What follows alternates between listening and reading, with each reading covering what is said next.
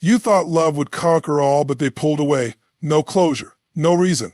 Just silence. And you waited hoping they'd come back. But let me hit you with the truth. Avoidant exes don't come back, and if they do, it's not for the reason you think. This isn't about them. This is about you finally breaking free from a cycle that's been holding your heart hostage. You're not here to chase people who fear connection. You're here to attract a love that meets you at your level. So let them go, not with bitterness, but with clarity. Avoidant exes don't come back, and you don't need them to. Avoidants don't heal, they hide. And that's the hardest truth to accept when you're the one left behind. See, most people believe that time heals everything, that distance brings clarity, and that space leads to growth. But with avoidant exes, it's different. When the relationship ends, they don't sit with the pain. They don't reflect deeply or wrestle with regret like you do. Instead, they disconnect, they numb, they move fast, not because they're over it, but because they're running from the very thing you're trying to face, emotional truth. What you experienced as love, they often experienced as suffocation, not because you were too much, but because emotional closeness threatens their sense of control. Intimacy for them is like standing on the edge of a cliff. It's too close to the unknown. So when things got real, they didn't lean in, they pulled back. And when the breakup came, they didn't grieve the loss of connection. They celebrated the relief of emotional escape. But here's what makes it even more complicated. Avoidants don't always look like they're avoiding. They might act calm, collected, even mature, but under that cool surface is an emotional system that's shut down. They're not processing, they're pausing, not confronting the inner chaos, just suppressing it long enough to function. And people confuse that with healing. They assume the avoidant is just handling it better, when in reality, they've slipped into their default defense mode, detachment. You're there spiraling, thinking they're moving on so easily. Did I mean nothing? But the truth is, avoidants protect themselves by pretending they don't feel. They learned early on, maybe in childhood, that closeness leads to hurt or expectations or abandonment. So they shut down first. They leave before they can be left. And now you're left carrying the emotional weight of a breakup that they refuse to acknowledge. This isn't about villainizing them. It's about seeing reality clearly. Waiting for an avoidant to come back, apologize, or even understand what they did is like waiting for someone to show up to a conversation they're terrified of having. It's not going to happen. Not because you're unworthy, but because they're unequipped. And until they confront that pattern in themselves, they will keep running, not just from you, but from anyone who tries to love them deeply.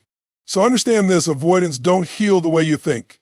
They avoid, suppress, and move on without ever really dealing. And that's not healing. That's hiding. When someone with an avoidant attachment style leaves you, it's easy to believe the problem was you. It's easy to spiral into the self-destructive cycle of picking yourself apart, wondering what you could have done differently, what you didn't give, what you gave too much of. You start measuring your worth through the lens of their distance. That's the trap. That's the emotional prison. And I'm here to tell you this with absolute certainty. Your worth was never in their hands. Avoidants have a way of making you feel like your desire for closeness is a burden, that your need for consistency, connection, or communication is somehow too much. But that's not because you're wrong for wanting those things. It's because they've never felt safe holding space for anyone's emotions, including their own. When you expressed love, they felt pressure. When you reached for them, they felt trapped. And so they started withdrawing, quietly, subtly, until the silence became unbearable.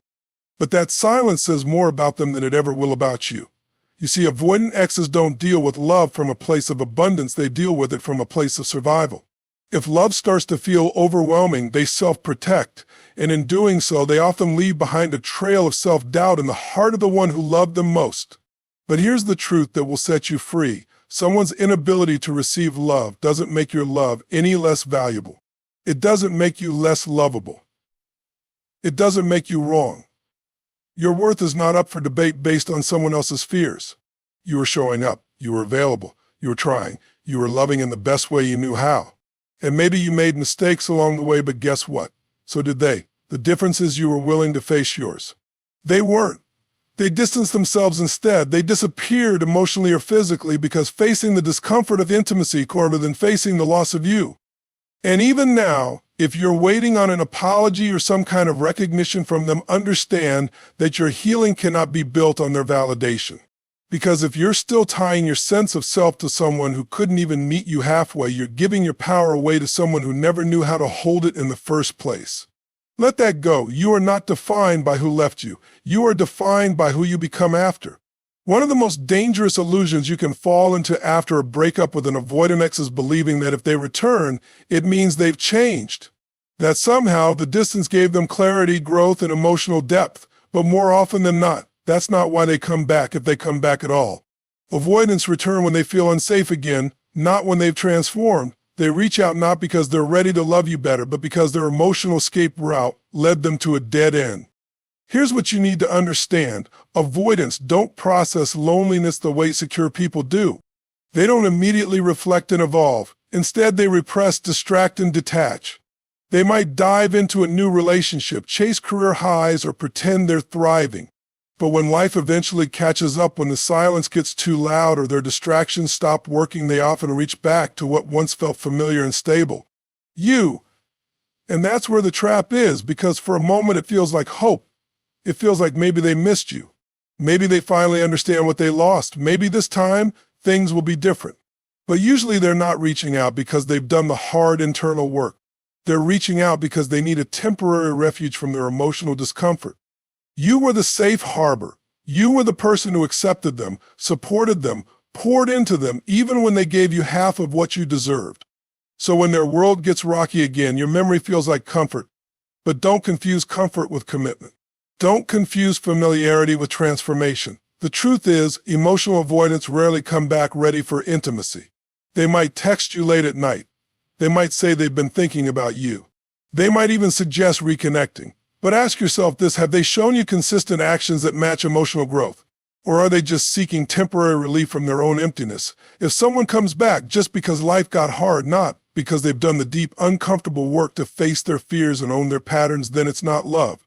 It's survival. And if you let them back in under those conditions, you're not healing, you're repeating. It's not your job to save someone from the very wounds they refuse to face.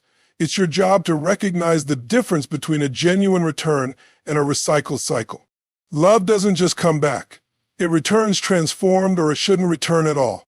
Healing doesn't start with time, it starts with truth, and not the soft, comforting kind.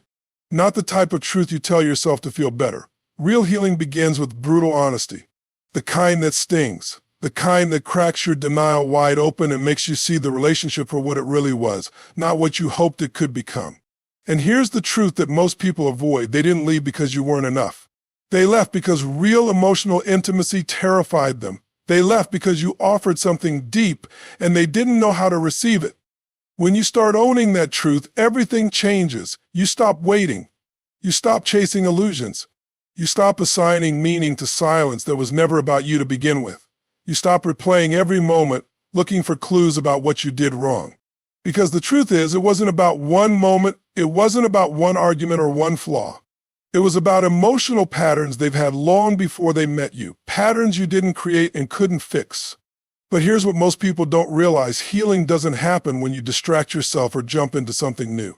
Healing happens when you face the rawness inside you, when you stop sugarcoating the past, when you stop hoping they'll come back and say the words that would finally give you closure.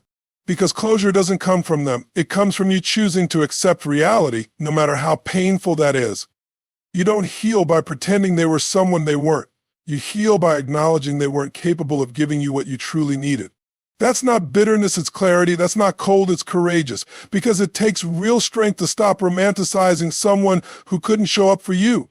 It takes real self-respect to stop negotiating with yourself over whether your needs were valid. They were, they are. You start to heal when you stop holding your breath, waiting for someone to return, and instead start building a life that feels like freedom. A life where your peace doesn't depend on someone else's emotional capacity. A life where you no longer abandon yourself to keep someone else comfortable. The truth may hurt, but it also liberates. And the moment you choose to see everything clearly, even if it breaks your heart, it's also the moment you start to get it back. So now you see it. The silence wasn't confusion, it was avoidance. The distance wasn't clarity, it was fear. You weren't too much. You weren't not enough. You were simply trying to love someone who never learned how to be loved without running how. And that's not your failure, it's their unfinished emotional business. You spent too long wondering if they'd come back, if they missed you, if they saw your worth after they walked away. But people don't heal by disappearing. They don't grow by avoiding. and they don't suddenly become emotionally available just because time passed. Waiting for them to return is like waiting for someone who never even showed up in the first place, not fully, not completely, not consistently. Let go of the fantasy. Let go of the version of them that only existed in your hopes. That version of one you thought would one day wake up and realize how deeply you loved them as a dream, not reality. Real love doesn't play hide and seek with your emotions. It doesn't come back only when it's convenient, only when loneliness hits, only when the world becomes cold. Real love shows up. It chooses you not out of fear, but from a place of wholeness. And if someone had to lose you to realize your value, they were never ready to hold it in the first place. The kind of love you deserve will never require you to prove your worth, shrink yourself, or settle for breadcrumbs. You're not here to fix people who won't face themselves. You're not here to carry relationships on your back or translate silence into meaning. You're here to rise, to outgrow the patterns that kept you stuck in cycles of emotional starvation. To choose yourself fully without apology. Your healing isn't about punishing them, it's about releasing the grip they had on your self-worth. It's about reclaiming your energy, your peace, your future. And the moment you stop chasing ghosts is the moment you start calling in real, conscious, mutual love. The kind that doesn't run when it gets close. The kind that stands beside you, not behind a wall. Avoidant exes don't come back in the way you want them to, and you don't need them to. Because your power was never in their return. Your power has always been in your ability to let go, to walk away not empty but awakened, not bitter but bold. And the most powerful closure you'll ever give yourself is finally choosing to stop waiting and start living. Thank you for watching. If this message resonated with you, don't forget to like, share, and subscribe for more content that empowers your heart and sharpens your mindset. Your growth matters. Your healing is valid. And remember, sometimes the greatest comeback is never going back. Take care of your energy. Protect your peace. Until next time, stay strong, stay awake, and goodbye for now.